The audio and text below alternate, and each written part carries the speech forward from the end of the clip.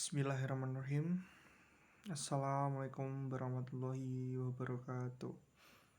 Sebelumnya, perkenalkan nama saya Muhammad Rafi Aistiadin, mahasiswa magang 1 dari kampus IAIN Tulungagung. Selamat pagi teman-teman.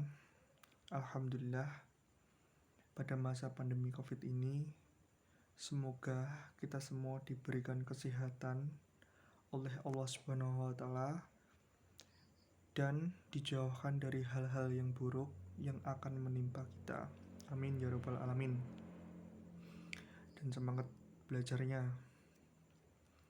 Nah, pada kesempatan pada pagi hari ini, saya ingin menjelaskan terkait materi pada kelas 8 semester 1, yakni interaksi negara-negara antar ASEAN. Oke, kita langsung saja masuk pada slide berikutnya. Nah, di sini ada pengertian apa itu interaksi antar negara-negara ASEAN, yaitu adalah menjalin hubungan antara dua negara atau lebih demi mencapai suatu kesepakatan bersama. Nah, apa yang mendorong dari interaksi di negara ASEAN, yaitu adalah karena setiap negara itu memiliki kelebihan dan kekurangan masing-masing. Jadi setiap negara yang tergabung di wilayah ASEAN itu sama-sama memiliki kelebihan dan kekurangan masing-masing. Jadi intinya dalam sebuah kesepakatan bersama itu kita saling melengkapi.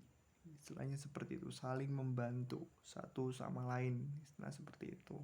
Kalau kita lihat dari segi pengertiannya. Oke, kita langsung saja masuk. Nah, pada slide itu dirumuskan ada faktor pendorong interaksi antar negara-negara ASEAN. Jadi apa yang mendorong interaksi antar negara ASEAN itu apa? Nah, jadi di sini ada dua.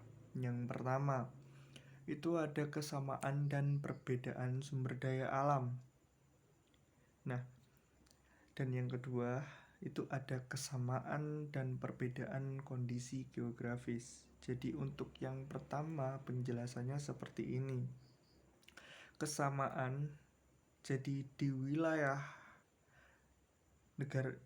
yang tergabung di negara-negara pada negara yang tergabung di wilayah ASEAN itu memiliki kesamaan dan perbedaan pada sisi sumber daya alamnya, khususnya pada Indonesia. Coba teman-teman sebutkan Indonesia itu memiliki sumber daya apa? Nah, betul, batu bara. Nah, istilah seperti itu. Jadi ketika dari negara satu dengan yang lainnya itu memiliki perbedaan sumber daya alam, maka kita bisa saling bekerja sama dengan menggunakan cara ekspor dan impor. Semisal Indonesia membutuhkan apa yang belum ada di wilayahnya, maka bisa dapat mengimpor dari negara lain. Nah, khususnya seperti itu, dan juga sebaliknya. Seperti itu, semisal Indonesia mengekspor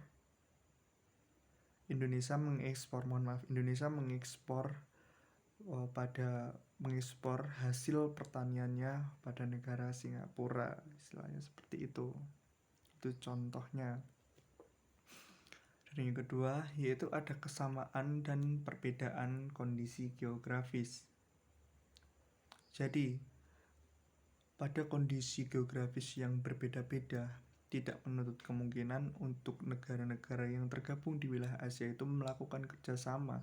Jadi untuk meningkatkan stabilitas dan menjaga ketahanan dan keamanan negaranya sendiri. Istilahnya seperti itu. Oke. Nah, di balik faktor yang mendorong kerjasama antar negara, di sisi lain juga ada faktor penghambat dari kerjasama itu sendiri. Jadi untuk yang pertama, itu adalah perbedaan ideologi. Jadi banyak sekali kerjasama itu tidak dapat dilakukan karena masalah ideologi. Jadi teman-teman bisa menyebutkan apa tidak ideologi di Indonesia sendiri itu apa? Ideologi yang berada di negara kita itu sendiri. Nah, betul, Pancasila. Jadi ideologi itu memang pedoman bagi negara kita masing-masing. Jadi setiap negara itu memiliki ideologi yang berbeda-beda. Nah, itu seringkali menjadi penghambat untuk kerjasama antar negara karena faktor ideologi yang pertama itu tadi. Dan yang kedua, konflik dan peperangan. Seringkali ketika terjadi konflik di internal, di dalam negara maupun di luar negara, antar negara, itu juga seringkali menghambat kerjasama antar negara.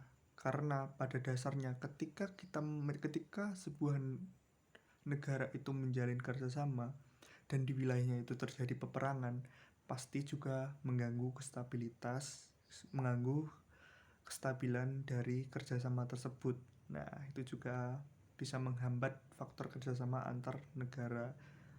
Nah, dan yang ketiga itu adalah kebijakan protektif. Nah, yang diterapkan oleh negara.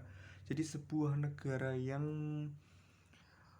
memberikan kebijakan protektif kepada negaranya sendiri itu akan membatasi dari setiap negara lain yang ingin mengekspor barangnya. Jadi menutup pintu impor. Jadi tidak mengimpor barang dari negara lain dengan tujuan untuk meningkatkan kondisi keuangan yang berada di negaranya. Istilah seperti itu.